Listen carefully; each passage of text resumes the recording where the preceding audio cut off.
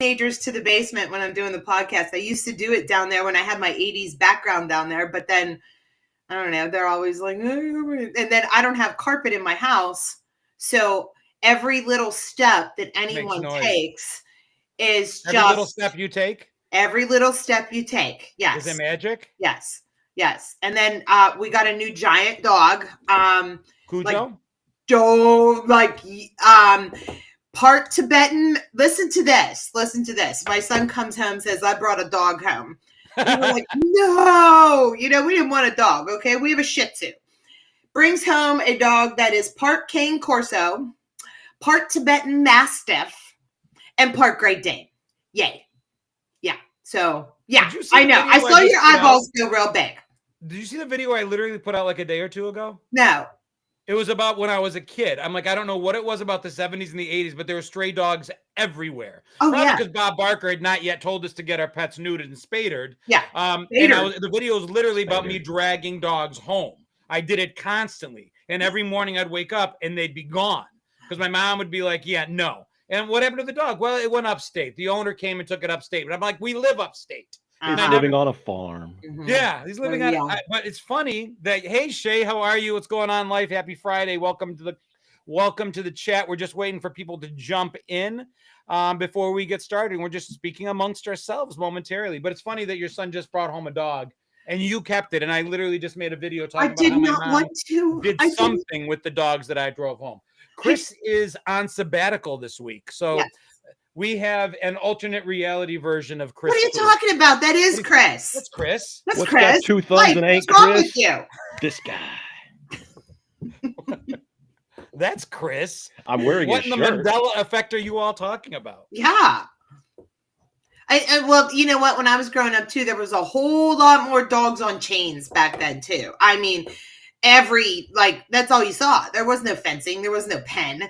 And dogs that chase cars. Yeah. Dogs don't chase cars anymore. They always, every time you rode down the street, you were getting chased and they were trying to bite your tires. Mm-hmm. We lost a couple dogs that way, to be honest. And we did. So we had large German Shepherds. My mom finally acquiesced and let us get a dog, but the dog was not allowed in the house. There was just no ifs, ands, or buts about it. Back then, for a lot of families, the dog was an animal and it had its own dog house. Yeah. And Rex and Zeus and Princess and the other Rex, and I think we had at least 2 Zeuses. Our backyard was like a pet cemetery, that damn road. Oh, yeah. But it lived in a pen and in a doghouse. All right, we're starting to jump in right now. So for those that have recognized the obvious, Chris Clues is on a break this afternoon. He actually had better things to do than be with us. If you can imagine that. Something about family and yada, yada, yada, yada, yada. I thought he had a speaking gig. No, he was hanging out with his sister. His sister he hadn't seen in a bit of time. So he wanted to spend time with family. Come on, that's as good as it gets. Gray, you're right. We didn't pay £1,000 for them. I didn't pay. I mean, I don't remember paying much of anything for my dogs growing up. Nope. Cats, and especially cats, too. Cats were free. I think they're still free. So you may have noticed we have Jeffrey R. Thomas here. He'll introduce himself momentarily. He is a fellow Gen Xer. He is a very funny fellow Gen Xer. Not as funny as Shell and I, but, he's up there. He comes near the upper echelon of the Gen X icons. Thank you. Good night, everybody. Otherwise, he wouldn't be here. So I will get the show started. Welcome to the 3-View Mirror, your weekly dose of nostalgia, of all things 70s, 80s, and 90s, a time when 3 Gen Xers get together every week for about an hour, starting at about 5:30 p.m. Eastern time each Friday. And one of us who has the hosting duties, and yes, once again, I said duties, comes up with 3 topics, generally one from the 70s or the 80s or the 90s, and we spend 15 minutes or so talking about each individual topic. Now, at the end, there will be a reveal. Something that connects those 3 topics. And although they seem random, there is something that runs through each of the 3 topics each week. Now, we beg of you, wait till the end. Wait for us to call on you to give the reveal. Don't ruin it for everybody sitting at home. Now, I'm joined by 2 great friends today, and I'll give each of you guys a chance to introduce yourself, starting with you, Shell.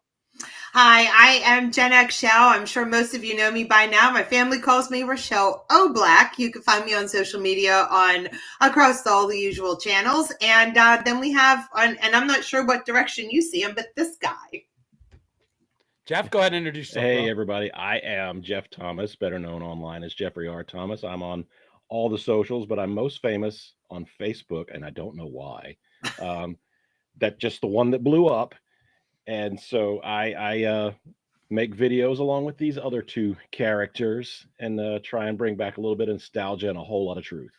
That's because Facebook is for us old people. Kind of something Yeah. like Yeah, that. yeah, something like that. And this is the Three View Mirror. Will be.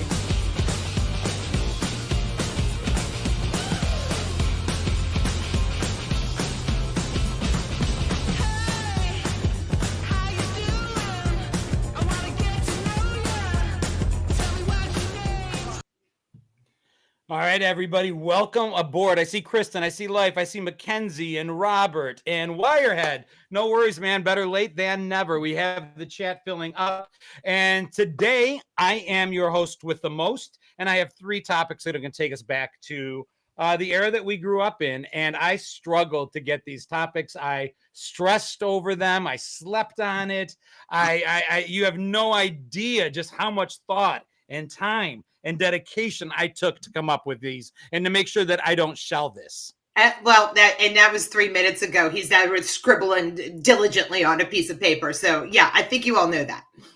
Jeff, Kevin just said, "Hey, Shadow." Oh, wow. That's got to be Kevin Pierpont. It is. What's going on, JTR? Okay, without further ado, here are our three topics. One is Y2K. Two is UHF, the UHF dial. And then number three, our favorite cars growing up. So three topics ranging from the time that we grew up. I want to start with UHF because that's my 70s one. That's pre-cable. For me, the UHF dial, and for those that may not remember, two dials on our television sets. And one was the top with our ABC, NBC, CBS. And the other one was the one that went really fast as you turned it. And that's where the UHF dial lived. Now, for me in Rochester, New York, it was WUHF channel 31. And that's where I found Gilligan's Island After School, The Munsters, Addams Family, Leave It to Beaver. All that nostalgic television was found on the UHF dial growing up. It's also where PBS lived. Do you remember your old UHF channels? I do not remember the number. Like you said, it was 30, whatever it was. I do not remember the number.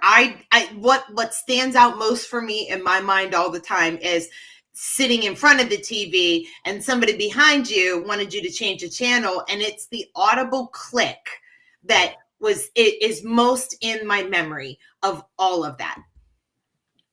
I remember because I'm here in Georgia, and we had WTBS on our UHF channel. Really? And it was the Turner Broadcasting System came over the air.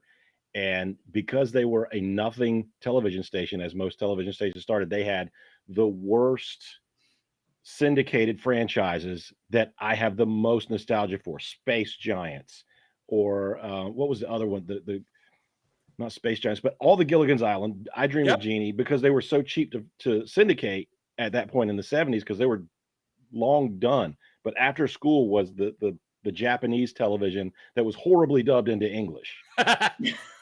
Even it was the kind of stuff you would find on a Saturday afternoon after the cartoons were done on NBC, the Jackie Chan, the Abbott and Costellos. That's the stuff that was always on WUHF. And they had some of the best children's programming. I remember in Rochester, New York, it was Ranger Bob, and it would be this goofy guy. It was filmed locally. This was a guy that lived in your town. That the WUHF was local television. And he referred to us all as buckaroos, and he would have the best cartoons on. And to your point, this stuff was dirt cheap for them to get access to, because it was no longer really it was syndicated television at its finest. Now, I don't remember what specifically was on each channel, but maybe that's where, I remember watching Captain Kangaroo, all the time. Would that have been on UHF? That would have been on PBS. That would have been on PBS. Okay. And that was the other huge one. There would have been no Electric Company, no 3-2-1 Contact, no, all of that stuff. Sesame Street was PBS.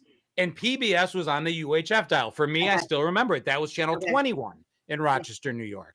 Then I definitely remember it because Mr. Rogers and Sesame Street were just staples of my childhood. Born in 73, so I would have been sitting there crisscross applesauce all the way through, watching every single episode.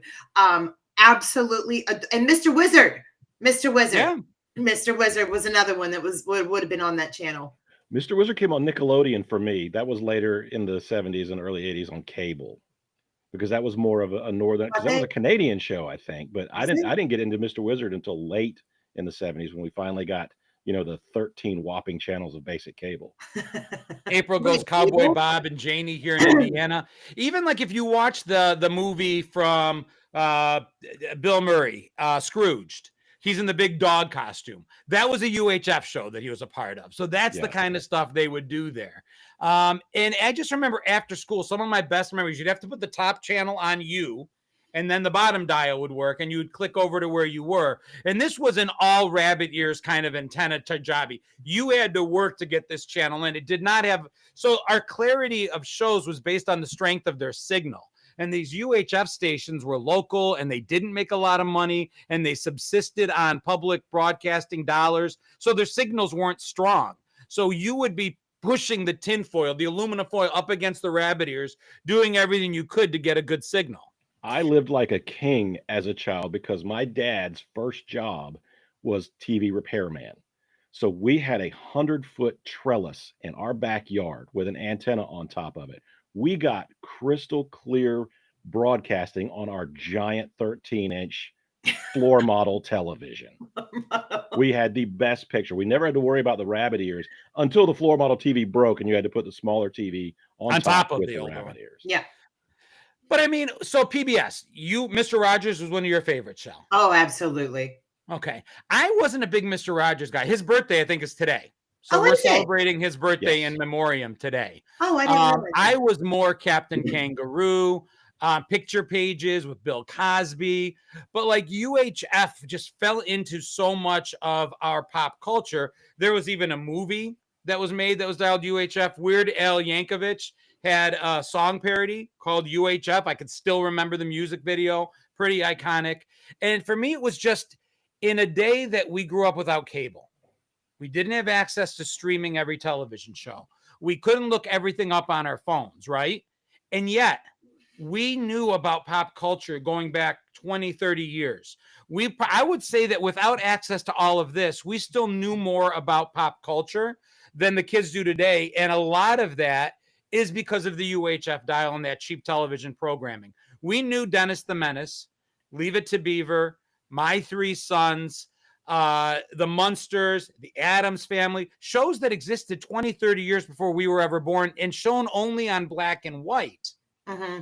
And it still captivated our attention. Yeah. I remember having seen like every episode of the Munsters, and yes, black and white, and it didn't matter to us. I mean, we were kind of in a mix there, I think, of old shows in black and white and then new shows in color. And it didn't occur to us.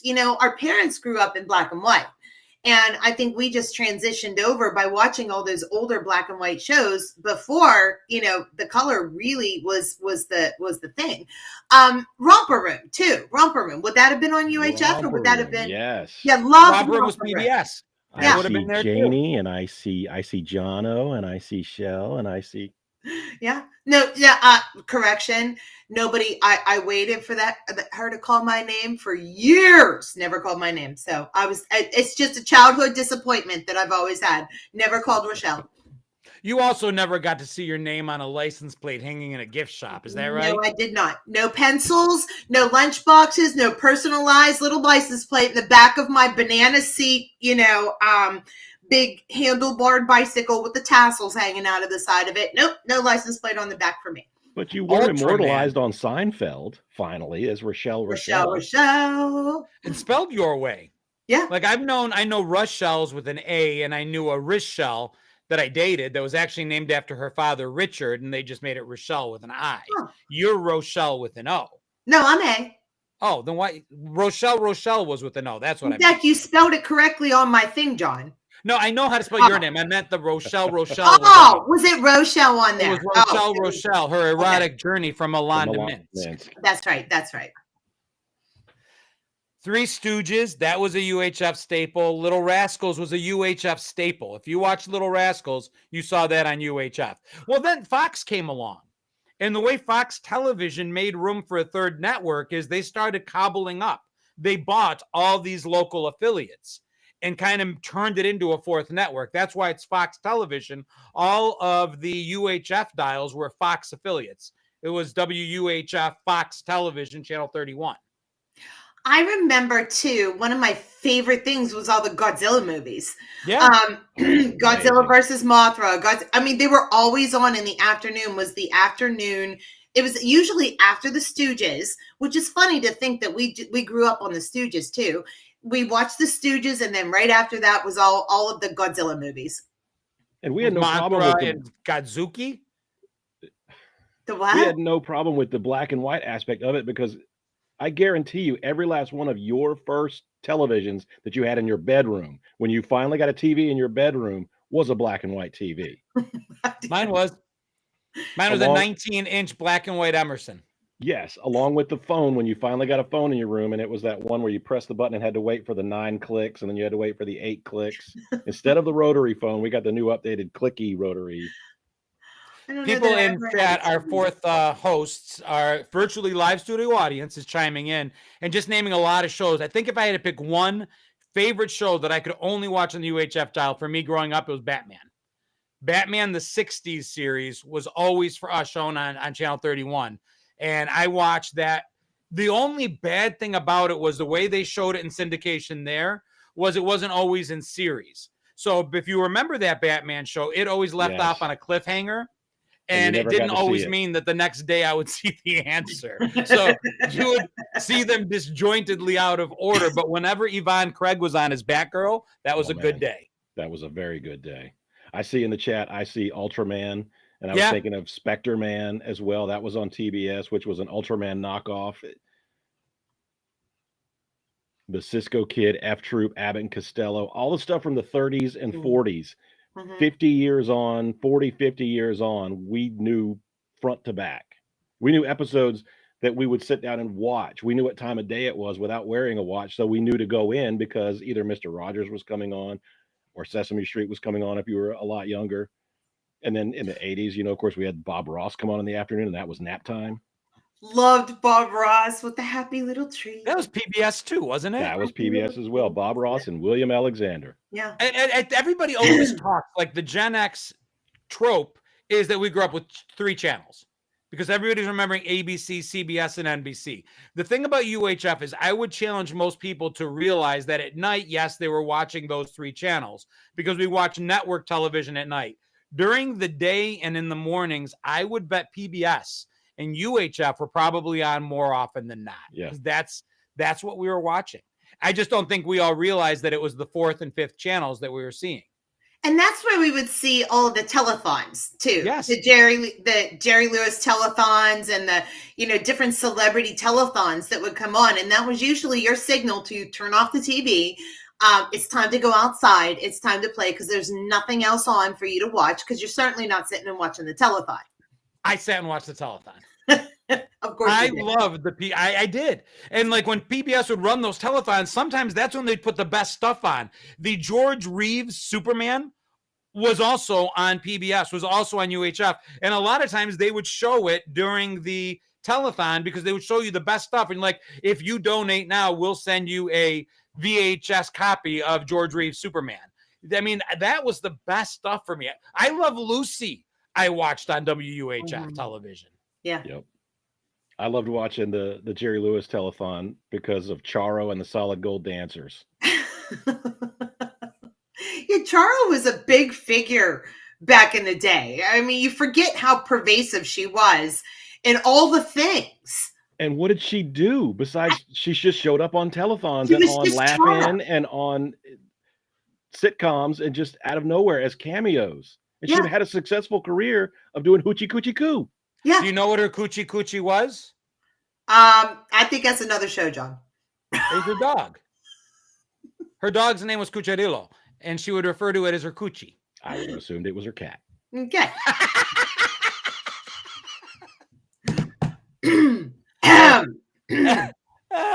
And he takes a sip. That's what I was thinking. I was like, There it is. Hey, there we go. Late. A little late, but better late than never. All right. So that was WUHF or UHF. That was the first topic this week. The second one I want to go into is Y2K. So back in 1999, this phenomenon occurred. And a lot of us Gen Xers were now in, a lot of the topics that I bring up, it's us as kids. It's just when we were really little. But this brings us to what we thought was the millennium coming in 2000, which was a big psych. It's actually not until 2001. But we were all getting ready for the millennium to occur in the year 2000. Yeah. And here comes 1999, and we're all dealing with technology that is still pretty new to us, but we're the young adults now in the offices, in the jobs. And I just remember the hysteria around Y2K being near deathning. And I ask kids about it today, and they have no idea what it is at all. No, this was the time of the yuppies and everything was with the Y, the yuppies, the Y2K, everything was a big deal. And I can remember that it was those clocks were going to turn over on the inside of our computers, which were probably, I mean, you think about how advanced the computers were in 99, they're not very advanced, compared to today, but they were going to turn over and like the whole world was like gonna, like, that was it. We were going to end or something, I worked in grocery at the time. I was in management as part of my retail life sentence, basically. And the entire front of our store, we had pallets of water set up and entire displays of batteries and flashlights and hardware and canned goods that legitimately sold quicker than we could put them back at the front door in December of 1999. So seldom is there a thing that people are dreading, hoping against hope doesn't happen. I was in banking. I worked for Chase. I was a platform banker at the time.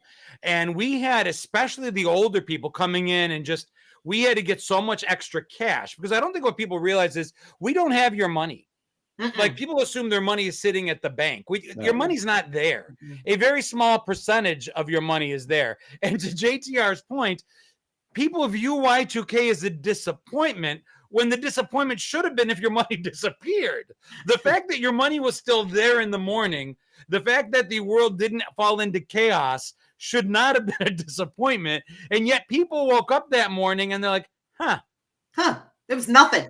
They were upset. What am I supposed to do with all this water? Yeah. These batteries are going to go bad before I can use them. Sounds very much like something that happened just, a couple years ago with COVID and the everything, people doing the same thing,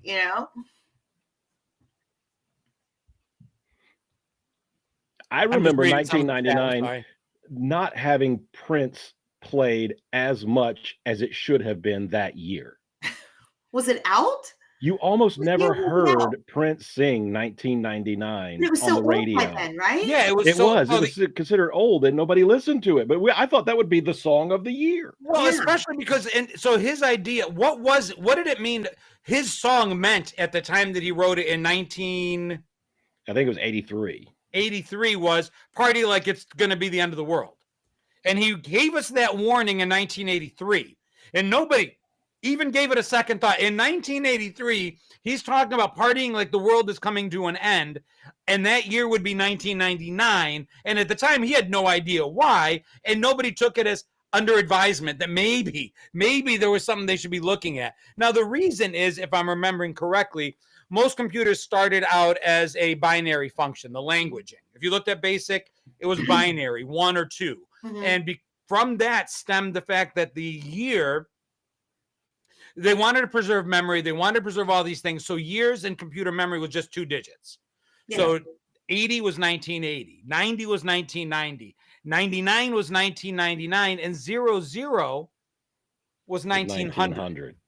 So the problem was, people were saying, again, I'm still seeing it, such a big disappointment. It was a big joke. They spent billions of dollars making sure it was a big disappointment. Wirehead posted that he spent hours upon hours in computers doing everything he could to help make, people were working night and day. I remember they had all of us younger platform people spend the night at the bank that night. New Year's Eve, 1999, I was working, because we had to be in the office to make sure that the computers flipped over properly, because there were so many people's money at stake that we all had to be, at least some of us, in the branches. Wirehead is saying zeros and ones. That's the basics of programming. Blister Bill concurs. Yeah. It was a big deal, and people downplay it, but it was probably one of the few reasons it was not a big deal, is we actually did what we were supposed to do. We as a society succeeded in making sure it wasn't a big deal, and everybody was pissed about it.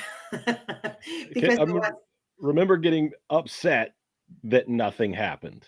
Instead of the world falling apart and nuclear bombs going off and the power grid going down, and it's literally Lord of the Flies, and people were upset about that. Yeah. Prince was religious, so he could have been referring or referencing religious end of the world ideas. Fair enough. Prince found his religion later in life. That was Y2K compatible.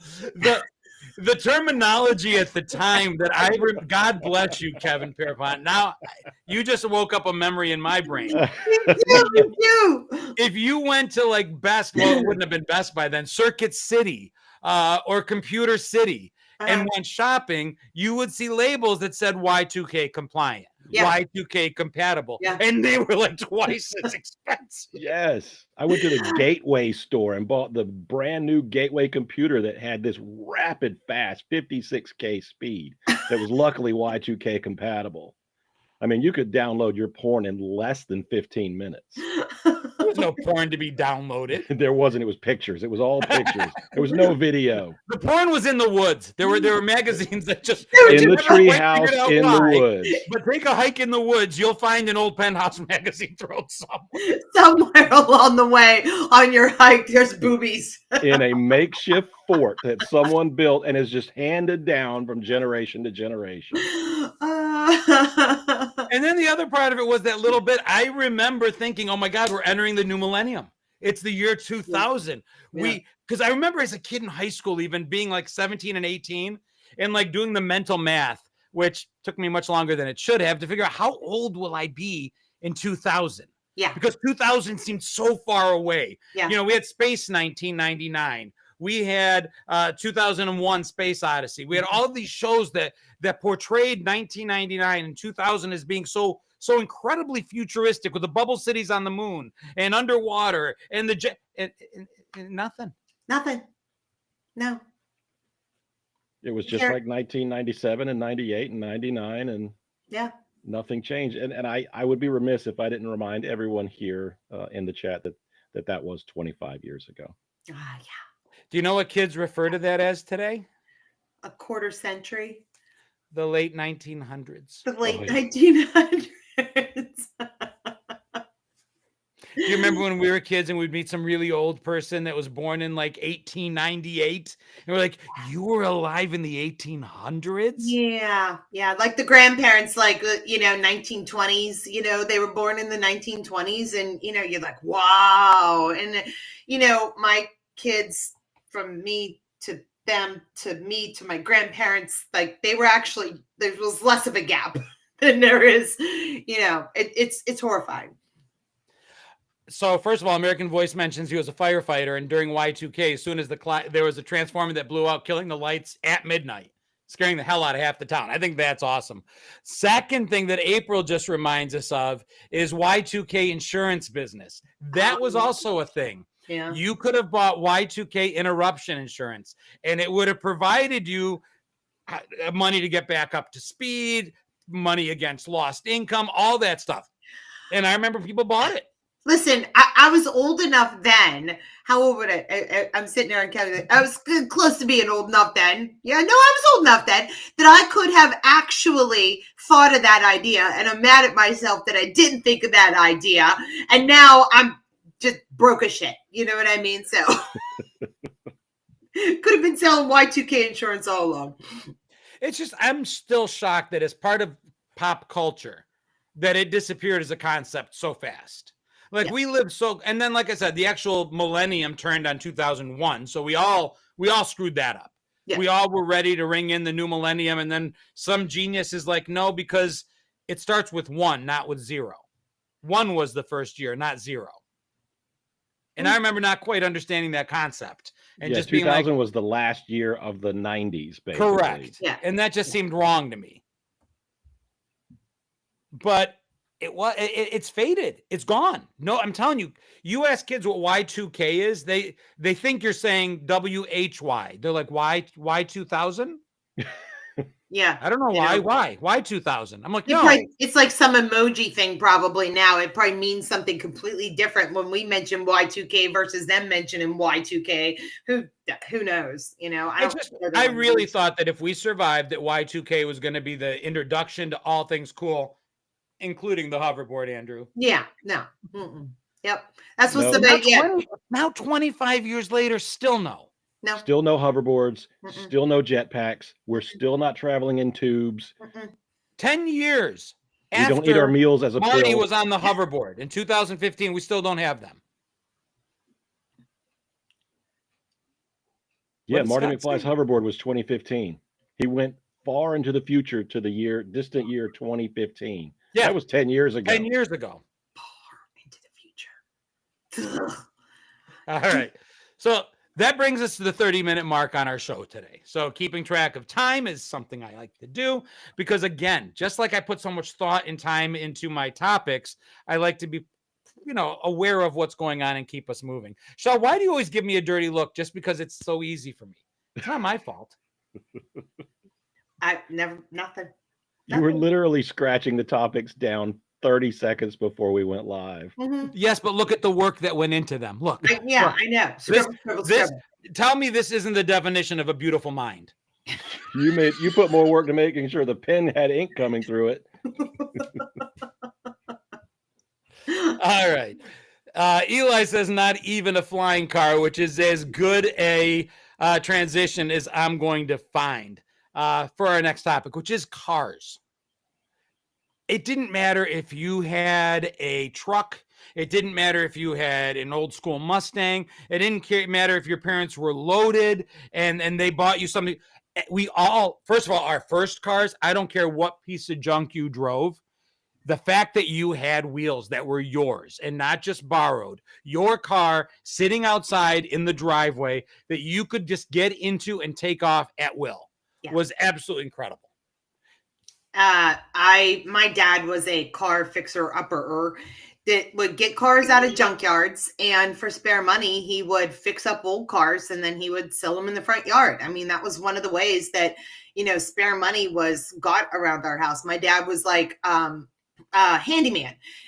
He would, pick up junk on the side of the road, sell it in the, at the front. And my very first car, I kind of knew I was getting a car for like my 16th birthday because there were like exterior buildings where, on our land. And one of them, the garage door went shut and it didn't open for like 3 months. And my dad would disappear into there. And I kind of knew there was a car in there that I was going to get. And it was a 1980 Oldsmobile Omega. Oh, wow. An Omega? A 1980 Oldsmobile Omega. Yes.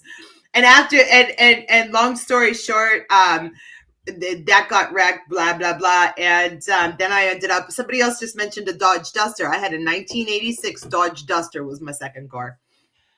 So 1991 Nissan Stanza. Would that not have been a Datsun Stanza? Was Nissan around back in 1991? Nissan was around in the 90s. Yes. In fact, because my parents had a 91 Stanza. I knew that one. Look at the Ford. JTR says a Ford Edsel. Oh my, I just looked up the Oldsmobile Omega because that brought back some holy mackerel. You drove a hoopty. I did drive a hoopty. Did it bounce when you hit the brakes? Like when you stopped, did it continue to bounce from the spring? It had velvet seats. I will say that it was all black. Okay, it had velvet seats. Crushed velvet seats. No, it wasn't crushed velvet. Nothing as fancy as that. But it had velvet seats. It was only the back. Only in the back seats was the velvet crushed. It had a big back seat. I'll say that.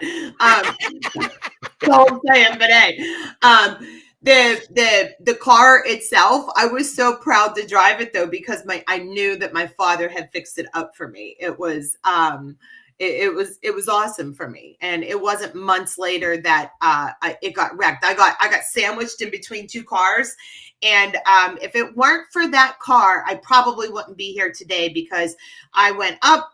Somebody rear-ended me on a major highway. Then I hit the car in front of me, and I hit the windshield, I think 3 times before my seat collapsed, and it saved my life. So, yeah, that's how hoopty it was. So you managed to collapse the seat in your car after getting rear-ended? Yes. It was used to being collapsed. I don't know. And it's time for a sip. It's almost like for a lot of us, there was an unwritten rule, and I did it to my daughter. We live in an area that's, I wouldn't say affluent, but it seems like more and more often parents are finding the money, kids are finding the money, they're willing to get loans. Kids are driving newer cars than we ever had the opportunity to drive. I'll see videos on different platforms, and it's some kid sitting in this amazingly nice car with fake eyelashes, nails that you can tell cost an arm and a leg, a brand new phone, dressed to the nines, and they're like, everything is just too expensive in this world. And they're not wrong, but I see them in this really nice car, and I'm like, no, the unwritten rule for us was the car had to be older than we were. My car was 2 years older than me. It was a 1968 Chevy Impala, and I think I've talked about it. I could barely drive it because it was too big, and I couldn't gauge where I was on the road. My dad's like, get back in your lane. I'm like, the whole road is my lane. I'm driving a boat. Now, with that, my very first car was a fairly new car, but it was a car that was insured I wasn't going to speed, because it was a 1987 Suzuki Samurai JX. Didn't those tip? They could, but it was because they had that heavy weight bar when they did the test and everything. I took that thing around a corner at 45 miles an hour that I didn't know was going to be a corner, and was up on 2 wheels and didn't flip over. Oh, wow. But you could not get to 55 with a stiff wind at your back at all. And if you drove by a semi truck, the top blew off. I mean, it was like driving a little tiny brick. I've never seen one of those. I'd have to look that one up. They're the Suzuki Samurai. I think it became the Sidekick after a while. It became a Sidekick, and the Geo Tracker. Tracker. Yeah. So I had a Jeep in the 90s, and the Samurai and the Sidekicks were popular then, and the Trackers got popular early 90s. And I remember people that owned them started referring to them as Jeeps. And those of us that had Wranglers were very annoyed by that. We're like, no, they're not. No. They're not. Driving the Jeep. Your little toy car is not a Jeep, and I can prove it by running over it. Yeah. They're not. They're definitely not. It was Jeep shaped. And the best thing about it was, even though it had like a 1.7 liter engine in it, it could pull a house down. I actually went out. A friend of mine had called one time. He had this giant Ford Ranger that was lifted way to the sky with the roll bar and everything. And he calls me one day because he's stuck in the mud. And there I am in front of these giant Mickey Thompson. The wheels are as big as me, and my little Suzuki Samurai pulling him out of the mud, because that thing was unstoppable unless, like me, you forgot to put oil in it. Well. But I just remember the land yacht. Somebody just mentioned land yachts, and that's what it was like. That's what my thing was like. And it was rear wheel drive. So in the winter, it was amazing for donuts and parking lots. That was the one good thing about it, is I could just gun it and turn that wheel, and I would just donut all over the parking lot. If you wanted traction, though, you were screwed. I remember just it was like common to open the trunk and just throw like concrete or sand in the back of the trunk just to give some weight back there, because the engines were so big, all the weight was in the front of the car, but being rear wheel drive, your traction was in the back. Yeah. I remember my dad doing that on trucks and stuff. But you mentioned about doing donuts in the parking lots. My dad was pretty cool. In all of my cars. When I was learning to drive, one of the life lessons that he taught me was we would go to abandoned parking lots and he would make me gun it and donut and try to gain control back of the car. This was a supervised, it just shows you the difference in generations though. This was a supervised activity. You're going to learn how to drive on ice and get back control of your car. And those are like great memories for me now, just doing that. James asks, no one had a la car? Or what about the Pin? Was it the Pinto, the one that they made fun of? That if you could just tap the back of it and it blew up, because the gas tank was like if you hit the back, you would ignite the gas tank. Right. But that shape was so prevalent. Like everybody either had a Pinto or a Dodge Omni or a Chevette or a Rabbit. Or a Rabbit. Is that the hatchback? Or a Ford Escort, the Ford Escort with the hatchback. It was all the exact same shape because they only cost a maximum of $2,000. I remember a friend of mine, their first car was a Yugo. Oh, wow. Oh, yeah. You remember that? Wow. Yugoslavia got in the market because they were very cheap cars. I swear to God, the trim package on the inside was cardboard. I am not lying to you. It felt like it was none of that glossy wood paneling on the inside. It was like brown paper school book cover paper bag. But by the time we had those cars, we had a stereo system in the car that was 3 times the amount of the car. I remember going on a date one time. The stereo. Speaking of the stereo systems, they were the whole entire back. I don't know why this kid. Well, his back seat was crushed, not for good reasons. It was crushed because of a giant speaker in the back seat, and he would turn the bass up on this thing. It was a big wooden speaker, until the point where you're in the front seat going da-donk, like this, because the bass was just hitting you like a wall every time you were in the car. That was the only date I went on with that guy. Somebody mentioned that they had 3 Chevettes. I remember at one point, somebody owed my dad money for something. And first of all, I'll back up. I would be willing to bet that most of our studio audience and the 3 of us, most of us got into a first accident within a year of driving our car. Mm-hmm. Yeah, fair? Yeah. Mm-hmm. And those, especially if you had an old car, the bumpers had a job to do, which was to allow the car to stay safe when you bumped into things. Now cars intentionally crumple to protect the passenger, I guess. But I remember smashing the hell out of that Impala a lot, and it survived. And when I finally got it where it could no longer be on the road, someone owed my dad some money and just gave him a car, this beat up old car, and said, "Can we be even?" And my dad's like, "Well, my son needs a car," so he brought me home a Vet. Because the car was actually a Chevette. A Chevette. I drive a Vet.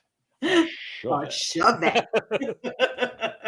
Little gray Chevette, and I shit you not, the floor panels rusted out so badly that at one point before it finally died, I could Fred Flintstone it to a stop.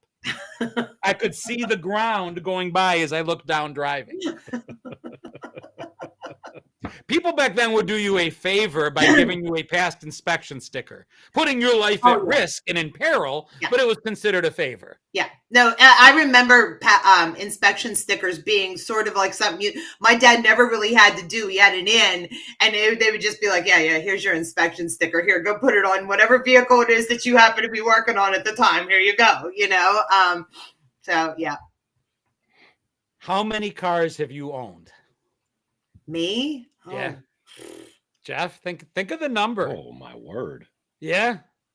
Remember, and just think about now when you were growing up, how monumental a moment was when you switched cars, right? I remember my second car. I remember my third car. I remember my fourth car. It gets hazy somewhere in there. Mm-hmm. And I mean, even now, I recently got my first new car, that was brand new. And it's a Honda Accord hybrid. And I think it's cool because it's a hybrid. And I like it. And I don't know, my point being that there's cars I'm sure I don't remember. There've been so many. I'm that old. How old are you? I forget some of the cars I've owned old. Yeah. Yeah. Whenever one of the things that we were just talking about this the other day. One of the things that I miss about cars is the excitement of a stick shift. Little gray Chevette. Little gray Chevette. Baby, you're not too fast. There was no room in that car, by the way, for anyone to crush velvet or any other surface. No, I miss stick shifts though. I miss stick shifts. I love driving a stick shift. It was one of my favorite things to do.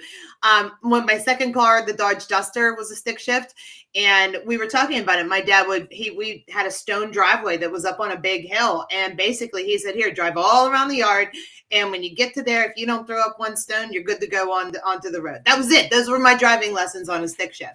Figure it out. On the yard? Yeah. Oh yeah, we had a little farmette.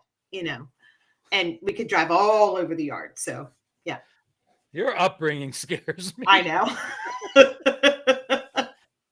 And the way you said it, just drive all over the yard. All over the yard. Yeah, all over the yard. And when you get to the driveway and it's on the hill, don't throw a stone. So my first car was automatic. Second was automatic. Third, when I actually, you know what? My parents did buy me one brand new car. I am so spoiled. It was in 1991. For my 21st birthday. They bought it for me. I made the payments. So they put the loan on it. They gave the down payment. But then I remember making the payment. It was a 1991 Eagle Talon, which was the Mitsubishi Eclipse or the Plymouth Laser. I loved that freaking car so stinking much. Loved that car. And then after that was the used Jeep Wrangler. And from that point on, I wasn't buying new again. But that car was so cool, except it could not. If it so much as thought about having ice or snow on the road, I was done. Done. Life in my hands, white knuckling it, big ass wide tires, horrible. I could not drive that car in the snow. I would get stuck at red lights. I would be coming up on a light and I'm like, please don't turn red. Please don't turn red. It would turn red. I'd be stuck. I'd be spinning wheels at the red light. My mom had a 91 Eclipse and moved to Ohio. I stayed down in Florida, but moved to Ohio. And eventually, she was almost ready to get rid of it because of having to live in the snow in Cincinnati in the Eclipse, because it was too fast to drive in conditions like that. It was god awful. I just remember being near tears a couple times. Like, I'm going to die in this car. This will be my coffin.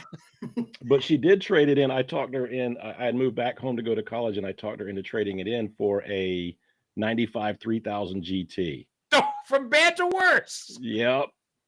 But I ended up taking that car from her later. So everybody in chat knows this. I've seen 5 things like the Talons were too light for the snow. Where were you all in 1991? I had a 4-year loan on this thing, and I wasn't going anywhere. They weighed nothing. The weight was all in the engine, and there was no weight anywhere else.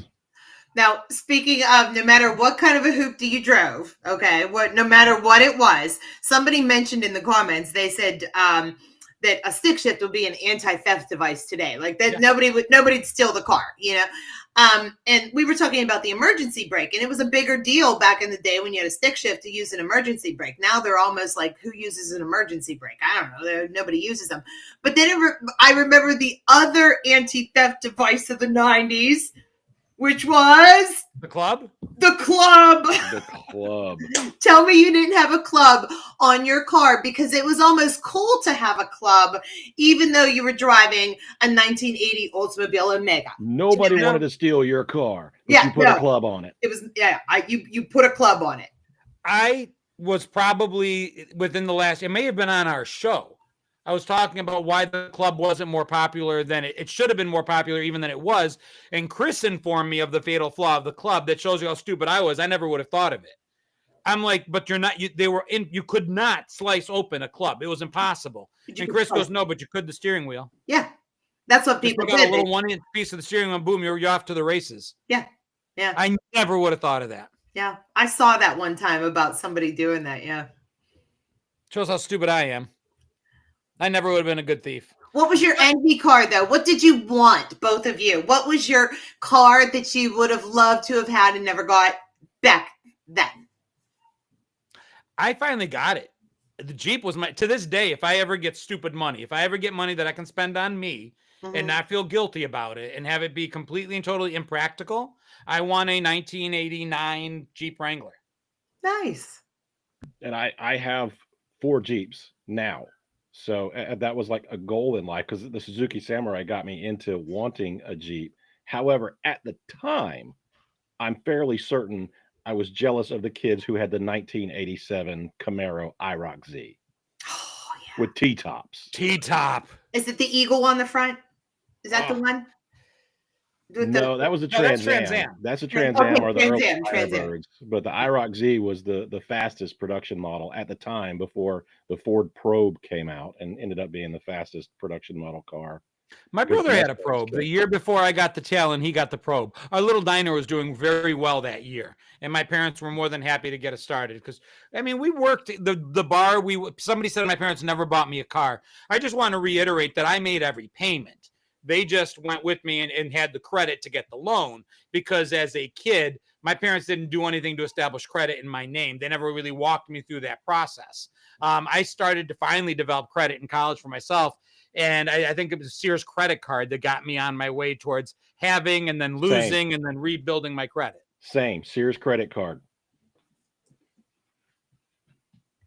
IROC Z. The IROC Z. My parents bought me the first car, but when we blew it up, they were not buying anything else. And so I made blew it up for no oil change? They didn't tell me it needed an oil change. Nobody told me. What's oil? And of course, because it engine light? It did not have an engine light, and we bought it from my uncle who used it as a hunting vehicle. So of course it had been rough road in the woods, and it had a gasket leak, and it was leaking oil. And what? What'd you say? Did I miss something? And we said, what the hell did you say, John? Did you say shell? I thought I heard the word shell in there.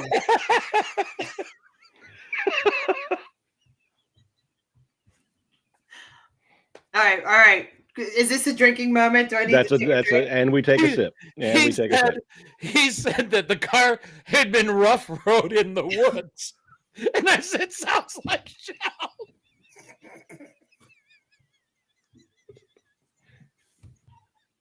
It's a double drinker. Yeah, it did not have crushed velvet in the back seat. Though. I'm so sorry. Blown gaskets like I'm done. I don't think I can recover.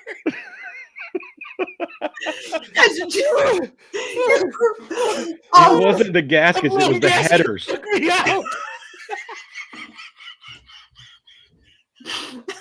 I did not hear that. I did not hear that originally. Even the second time through, I was like, okay, all right. Oh my God! It had too much mud in the exhaust. Life says it best. Oh my God! All right. Oh, the blown gaskets took me out. That was just it. God. All right. And that's why this is fun live, because I would have edited all of that out. And that's how we end a segment properly on this show. It's night. She smokes a little, but the throttle responds. They're not stopping. Broken tailpipe. Well, I told you I knew how to drive a stick shift, didn't I? All right. So got a huge crack in the rear. We've talked about UHF channels, and we've talked about amazing cars. Those are our 3 topics today. We are at the 53-minute mark, and this is where we talk about the reveal. Now, something can connect all 3 of these topics, I think. Any ideas? We'll start with our live studio audience while we compose ourselves. Looks like you blew a seal. Just a little. No, it's just a little ice cream. Oh my gosh. Oh. That doesn't happen often. A Gen X Freudian slip. It was just the way you threw it out there, Chris. Chitty chitty bang bang. Chitty chitty bang bang. Plug her in at night and she'll pop right off. She'll pop right off in the morning. JTR is saying the Jetsons. Could have played on the UHF channel. The favorite car I could see being a flying car. 2046, I think, is when the Jetsons come into play, or sometime like that. I'm not sure. Things that happen to old people. Well, that's pretty much every episode we have. What do you think, Shell? Any idea? I have an idea, but I don't want to say it because let the audience, because we talked beforehand and I thought I had an idea. So, okay. Jeff, what do you think? I am absolutely clueless because you guys have made me do so many sips, and this isn't coffee that I'm drinking. Lola says Kit, which would have been a favorite car that on television for sure. Yeah. Futuristic, 1999 seemed futuristic, and someday might have been on our UHF channel, but nope, not Elroy, not Kit. No, not yet, guys. I'm not seeing it. Weird Al did a song, UHF, did a parody with that. You are right. He did a movie with UHF called UHF. Did a movie, with Michael but it's Richards. not Weird Al. It's not Weird Al. Although he does come into play for sure. Without Weird Al, we don't get to the connection. Without Weird Al, did he do a thing on Little Red Corvette? Did he do a song on Little Red Corvette? I can't think of it if he did. I don't think so. No, okay. Because I was thinking it was Prince. Okay. So Prince will get you there with 1999, which is Y2K. Yeah, and it'll get us there with Little Red Corvette. And the song UHF by Weird Al. But you know what a Little Red Corvette is, don't you? You know what? I did not know it was that. Okay. And even when I listen to the song, knowing now that it's supposed to be that, I still don't get it. So maybe I'm a little dense. Okay. Keith, it was UHF, it was cars, favorite cars, and it was Y2K. Yeah. Was our first topic. So you're right, Shell. It is Prince. Okay. So in the song UHF, Weird Al Yankovic does a Prince parody. He's in the tub during the music video doing a Prince parody. He's actually in the scene doing the When the Doves Cry throughout that song. So absolutely right. Here we are. Little Red Corvette was Prince's favorite car. UHF was the song that parodied When the Doves Cry through one of its scenes. And then, of course, famously, Y2K would have taken place at the end of 1999. Yes. Which gets us to Y2K. So Prince in all his purple glory is our hidden connection. What Shell was talking about is one of the topics that was going to sub out favorite cars was the color purple. I literally was putting these together 20 seconds before the show. Say it ain't so.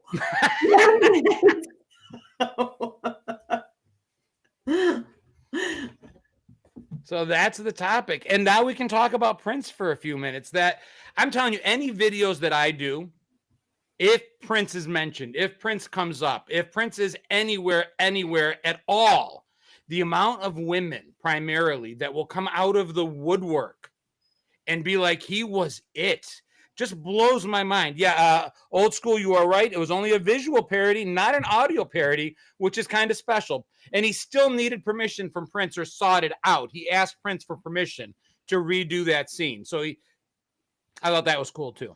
Prince was a real genius. I remember being in elementary school and it was Prince, it was Cyndi Lauper, it was Madonna. Those were the big pop stars of the day.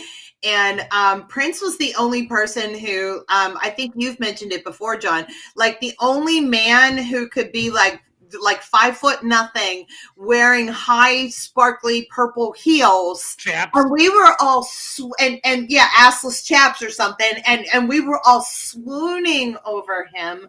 As he was, and another minor connection could be the idea that, UHF, Y2K, all small symbols, and then Prince eventually changed his name to that symbol. So, there could be another, I guess, a mini connection there.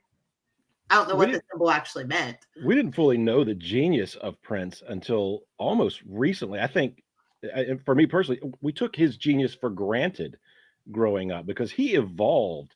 The man played 29 different instruments well and came out with songs that were always changing and evolving. And going back through his catalog absolutely blows my mind. How I personally didn't appreciate him more growing up. I just figured he would always be there. But he changed, like Bowie. He just constantly changed and did new things, and then later in life became a Jehovah's Witness, and everything was about his religion after that. And just an amazing human being. I remember hearing him in an interview one time, and his songs, and one of my favorite songs he ever did was Little Nicky. We used to love that song. That was one of me and my girlfriends, we would sit around. Isn't that his dirtiest song? It's Darling Nikki. Little Nicky was an Adam Sandler movie. Darling Nikki. I could sing it in my head, but I know all about it. It was a dirty song. It was all blah, blah, blah, blah. But we were 10-year-olds and we were enjoying the idea that it was a slightly naughty song. Okay. Right. And we would dance to it. But anyway, he was, what was my point in it? He was, I don't even remember the point of it. And we sip. No,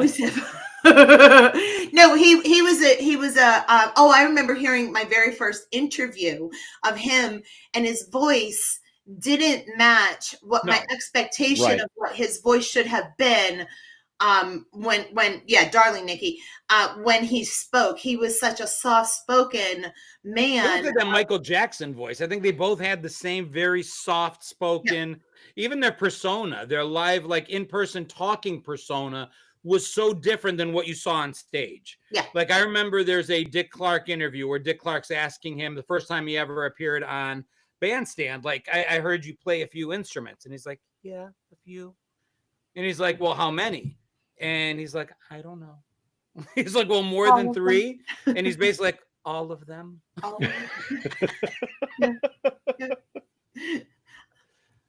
They haven't invented any new ones yet. Yeah, for me to learn. The other thing is, somebody mentioned it. I was trying to look back and find it. He wrote a lot of songs for other people. He brought out artists, like especially for his drummers. It seems like the female drummers he would choose always like transcended and then moved on and became something. Sheila E., I think, was one of his drummers. I think Vanity was somebody he produced, where a lot of us love the movie The Last Dragon. The Last Dragon. Vanity performed in that, correct? Yes. That's what I could have done. I should have used Last Dragon as one of my connections, and we could have got to Prince through Vanity. The Berry Gordy I wouldn't have got there. Vehicle. You had to have been a teenage boy, or like 10 to teenage boy in the 80s to have appreciated The Last Dragon. Nothing. That would have done me in. The Last Dragon was like, it hit on all cylinders for us. It was Bruce Leroy. So we had the martial arts, and, that was cool. There was, Sho'nuff, who just was this vicious bad guy.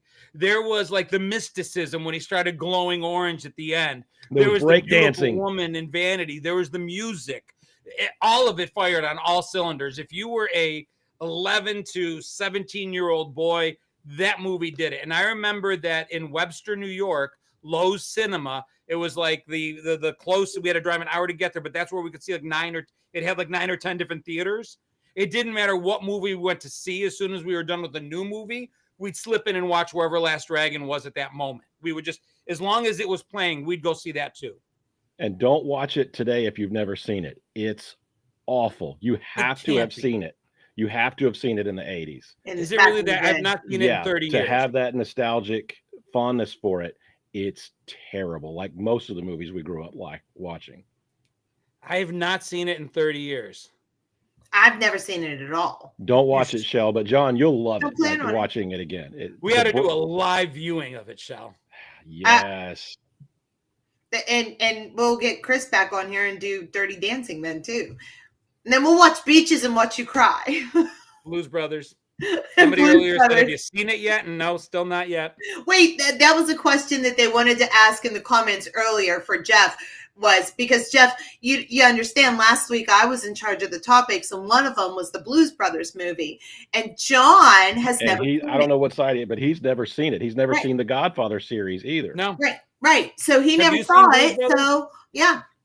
I went worse than never seeing it. I asked the question, was it just a skit on SNL or was it a movie too? And that's when it all went wrong. They were ready. They said the impeachment papers were in the mail. They You were need to turn in your Gen X card. Oh my God. Exactly. The Blues Brothers movie actually does still hold up. You can watch it today, and it's as if it was released last month. It's still very relevant. There's nothing topical in it or timely that would place it in the late 70s, early 80s. It's still a hilarious movie. Yeah, it really is, actually. What was the comment you said what was it that Shell did in the woods? That rough road in the woods. Rough road in the woods. In the blown gaskets with the cracked rear. With a cracked rear. He had a cracked rear end. Cracked rear tailpipe. Blown headers. Blown headers. Although you can fix those. You just put the stuff right through and run the car hot. And the rag gaskets. Ooh, leaky gaskets. That doesn't sound good. Penicillin takes care of that. Oh my God. Well, this has been fun. What'd you think, Jeff?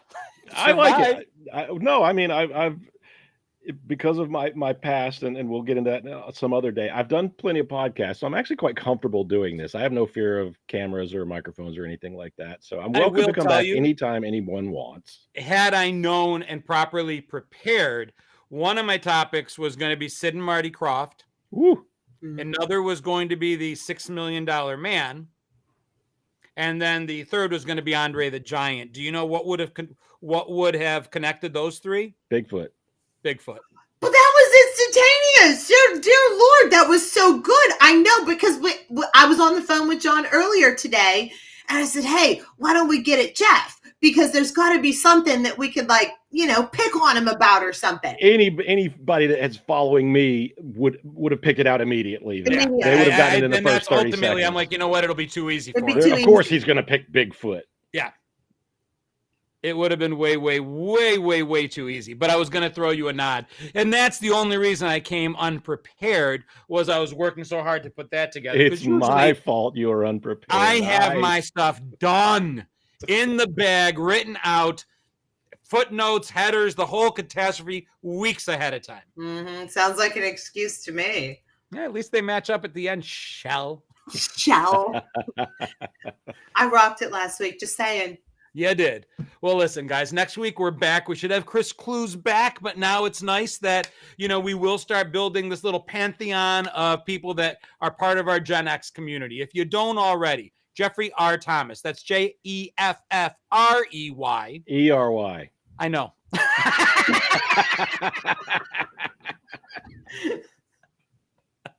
Oh, there it comes. You can find him on Facebook primarily. That's his biggest, but he's also available, I know, on Instagram. You don't throw much over on the Talk-Tiki. I am not. My videos are on the Talk-Tiki, but I am not on the Talk-Tiki. So my suggestion would be head over to the Book of Many Faces. Yep. Jeffrey, Jeffrey R. Thomas. You will find him there. If you follow me on Facebook, I did put out a post letting everyone know that he would be here today. You can just follow him through that post as well. But Jeff, thanks for coming in, man. We appreciate you sticking in and filling in for our buddy Chris. Anytime. And thank you to the studio audience. I love having everybody here. I think you guys make the show, and we appreciate you. Scott said if I'm not able to host, he'll fill in. Okay. Yeah. That'll be fun. If Rochelle's able to not host, I'll be glad to fill in for her. Yeah. Well, listen, guys, we do this every Friday, 5:30 p.m. Eastern time. You can catch us here. If you're catching this on replay and you made it all the way through to the end, I hope you enjoyed it. Come back and catch it live. The live studio audience, as Shell put it, is one of the things that we feel makes this better than any other show that we could watch. You guys are truly the fourth host every week, and you're never replaced. Yeah. So bring a friend next week. Stop back and see us. Next week will be Chris Clues doing the duties. And I'll see you back then. Until then, this is John Catrides, Gen X Jono saying peace. And this is Gen X Rochelle saying bye. I'll see myself out. I love that. And come on, I'm not getting it. The outro never plays. It doesn't work. All right. She said. There it goes.